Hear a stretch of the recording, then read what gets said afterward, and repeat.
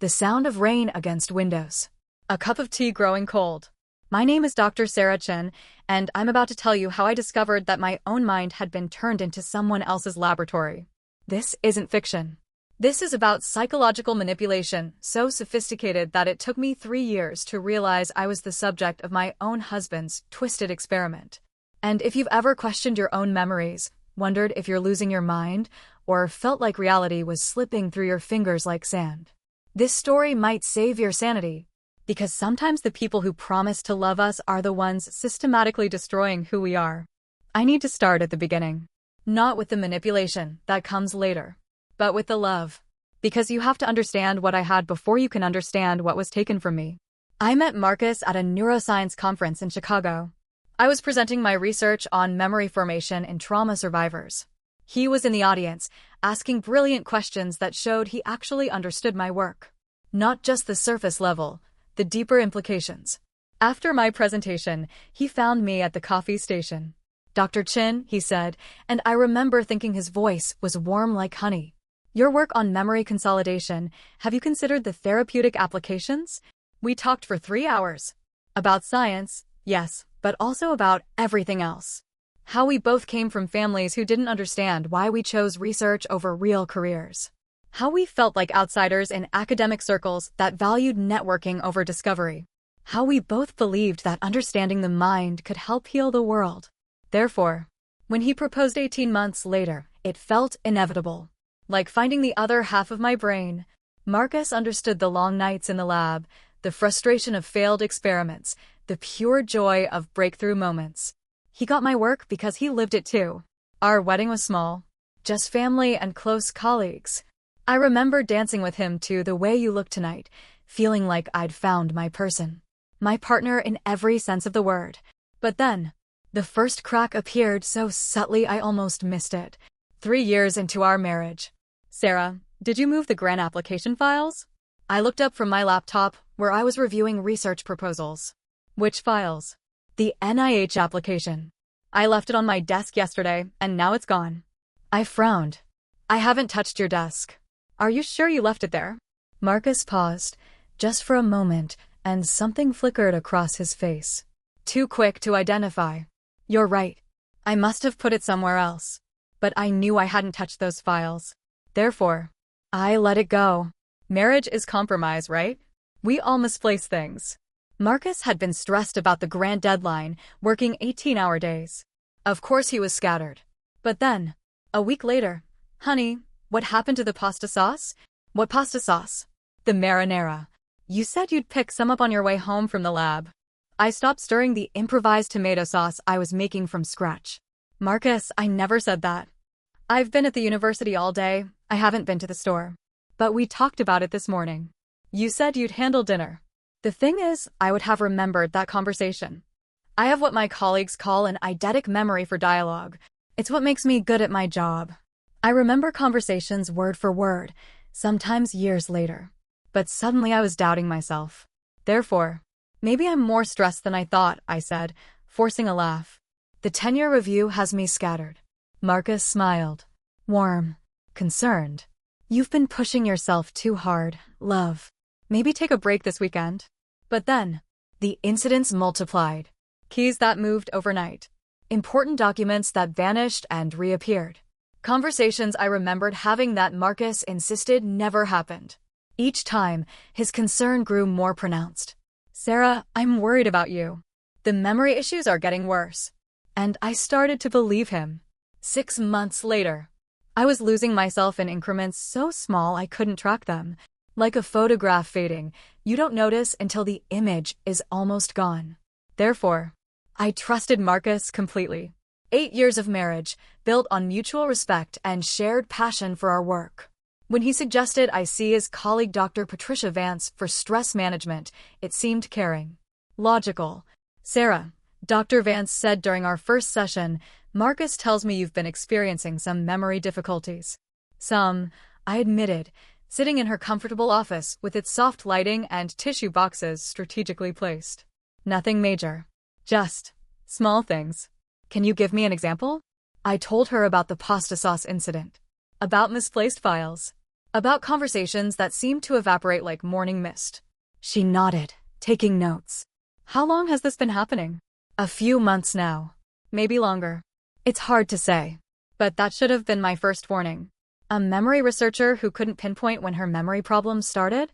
But then, Dr. Vance recommended meditation, journaling. Sometimes, she said, when we're under stress, our minds play tricks on us. The key is not to fight it, but to accept that our perceptions might not always be accurate. Accept that my perceptions weren't accurate. From a woman who spent her career studying perception and memory. Therefore, I started journaling, but not the kind Dr. Vance suggested. I wrote in code, using terminology from my research that Marcus wouldn't immediately recognize. If I was losing my mind, I wanted to track the descent scientifically. But then, patterns emerged. My memory problems intensified when Marcus was home. They decreased when he traveled for conferences. The discrepancies weren't random, they clustered around specific types of interactions. Conversations where I'd expressed independence. Moments when I'd disagreed with him. Times when I'd shown confidence in my own perceptions. That's when the scientist in me started asking questions. The faculty dinner party. 8 months after the memory problems started. I was telling a story about our honeymoon, describing the sunset dinner at that little taverna in Santorini. The cliffside restaurant with the bouzouki music and wine that tasted like sunshine. The room went quiet. Dr. Williams, our department head, cleared his throat gently. Sarah, you went to Ireland for your honeymoon. You showed us the photos. The world tilted. I laughed, a sound that came out too sharp, too bright. No, we went to Greece. I remember the... Honey, Marcus interrupted, his hand warm on my shoulder. We've never been to Greece together. You're thinking of that trip you took with your sister. But I'd never been to Greece with Rachel. The memory was so vivid I could taste the wine, feel the Mediterranean breeze, hear Marcus whispering that he wanted to propose again because the moment was too perfect not to mark.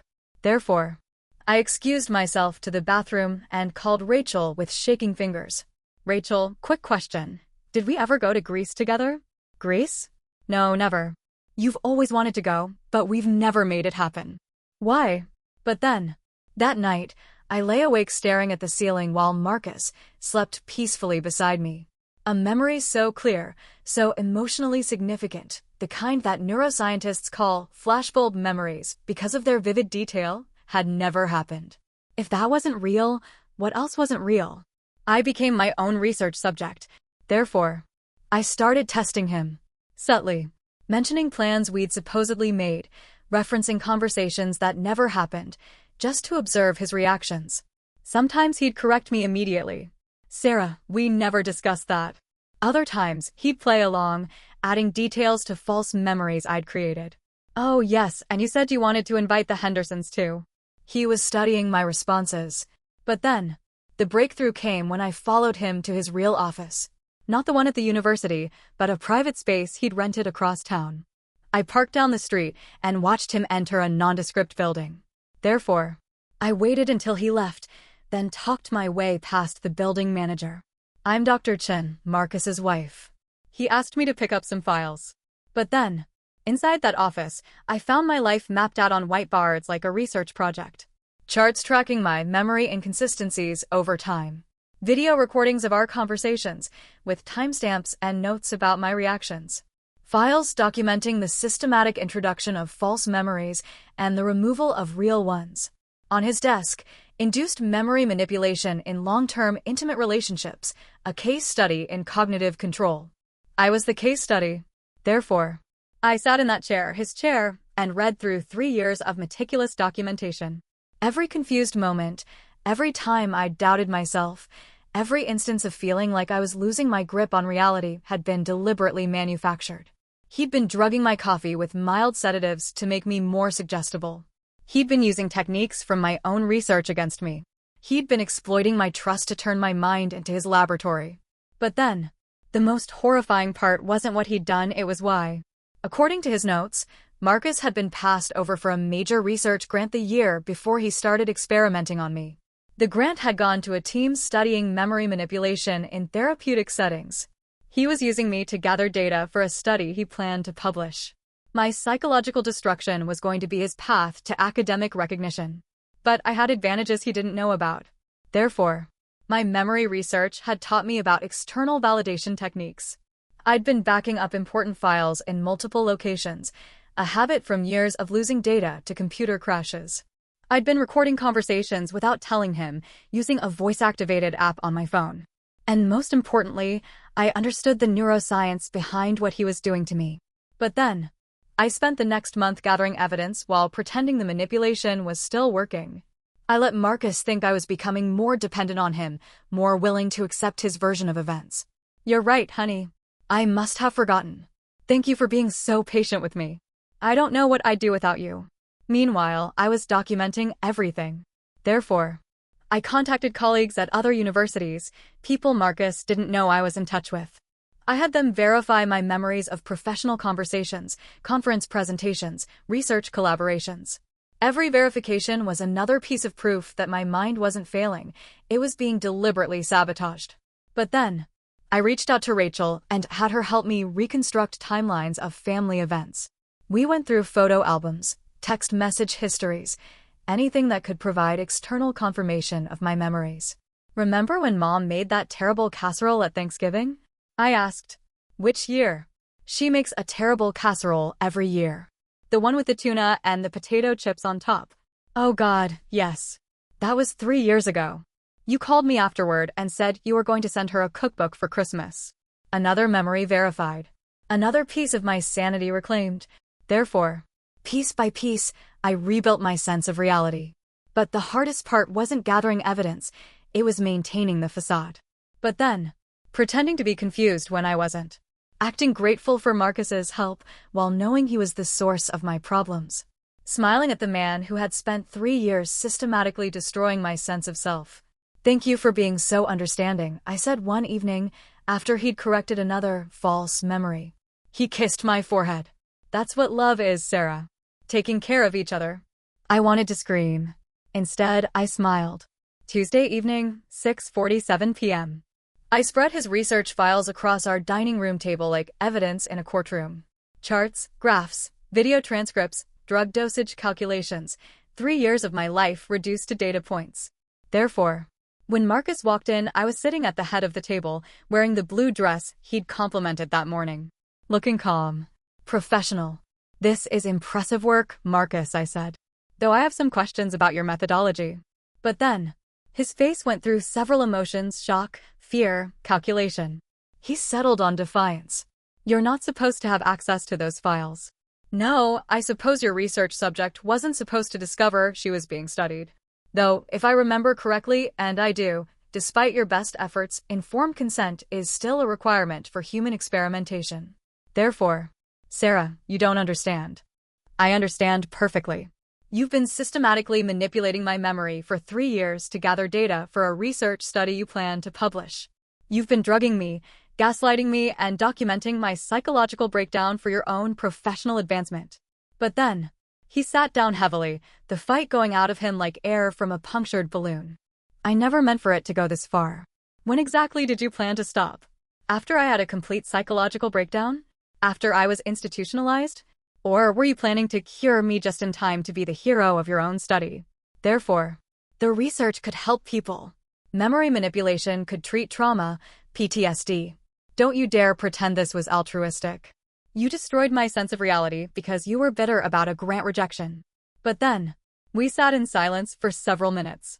The only sound was the grandfather clock in the hallway, a wedding gift from his parents, marking time. Finally, Marcus asked the question I'd been waiting for. What are you going to do? What I did was turn his research into mine. Therefore, I spent the next 6 months documenting the recovery process. How does someone rebuild their sense of reality after systematic psychological manipulation? How do you learn to trust your own mind again after it's been weaponized against you? But then, I worked with therapists who specialized in psychological abuse, not Dr. Vance, who I discovered had been feeding information back to Marcus. I developed protocols for external memory validation. I studied my own brain scans, tracking how the stress of chronic gaslighting had affected my neural pathways. Therefore, Marcus's research became the foundation for my own study on recovery from induced memory manipulation. With proper ethical oversight this time. But then, I testified before the university's ethics board about his unauthorized human experimentation. I presented the evidence calmly, professionally, letting the data speak for itself. Marcus was stripped of his tenure and barred from conducting research involving human subjects. His academic career was over. Therefore, more importantly, I helped develop screening protocols for other victims of long-term psychological manipulation. Because what Marcus did to me wasn't unique, it was just more sophisticated than usual. But then, the divorce was finalized 8 months later. I kept the house, mostly because I needed a stable environment while I rebuilt my sense of self. Marcus moved back to his parents' place in another state. I heard he got a job teaching high school biology. Recovery wasn't immediate. Therefore, for months, I questioned every memory, every perception.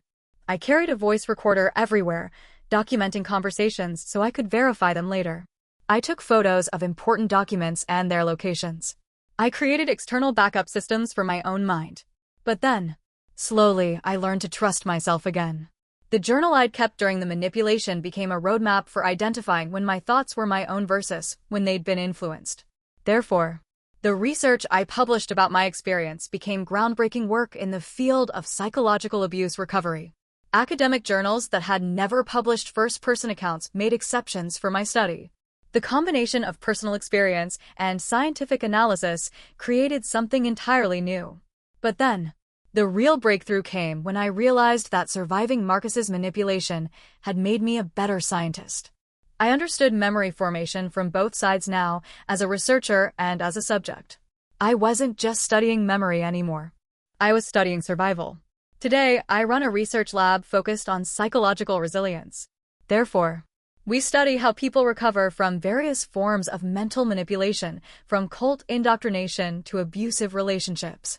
My experience with Marcus gave me insights that purely academic research never could. But then, I've worked with dozens of people who've experienced similar manipulation. The details vary, but the patterns are remarkably consistent. The gradual erosion of self-trust, the isolation from external validation sources, the weaponization of love and care as tools of control. Therefore, but I've also documented something Marcus never expected: the human mind's incredible capacity for recovery. Given the right tools and support, people can rebuild their sense of reality stronger than it was before. But then, I still have the files from Marcus's study. Not as evidence anymore, but as a reminder. A reminder that the people closest to us can betray us in the most fundamental ways. But also a reminder that understanding how we were broken can teach us how to rebuild ourselves better. Therefore, sometimes I wonder if Marcus ever realized what he actually discovered through his experiment. He set out to prove that memory could be manipulated. But then, what he actually proved was that the human spirit is remarkably difficult to destroy. 3 years ago, I was a victim of psychological abuse so sophisticated that I didn't even know it was happening. Therefore, today, I'm leading research that's helping other survivors reclaim their minds and their lives. My work has been featured in journals across 3 continents. I've testified before Congress about the need for better protections against psychological manipulation. But then, Marcus wanted to use my destruction to build his career. Instead, my recovery became the foundation for work that's infinitely more important than anything he ever could have published. Therefore, the best revenge isn't causing suffering. It's transforming your pain into something that prevents others from experiencing the same destruction. But then, he studied how to break minds. I study how to rebuild them. I know which research will have a more lasting impact. Therefore, if this story resonated with you, or if you've experienced psychological manipulation yourself, please know that you're not alone. Your memories are valid. Your perceptions matter. Your mind is your own. But then, sometimes the people who promise to love us are the ones who hurt us most. But that doesn't mean love itself is dangerous. It means we have to learn to love ourselves enough to recognize when someone is trying to convince us we're crazy. Therefore, you're not crazy. You're not imagining things. And you're stronger than anyone who tries to make you forget who you are. Your mind is your own. Don't let anyone convince you otherwise. Sound of rain fading. Cup of tea, finally warm again. If you found this story helpful, please share it with someone who might need to hear it. Hit that subscribe button for more stories about resilience, recovery, and the incredible strength of the human spirit. And remember, you're not alone in this journey.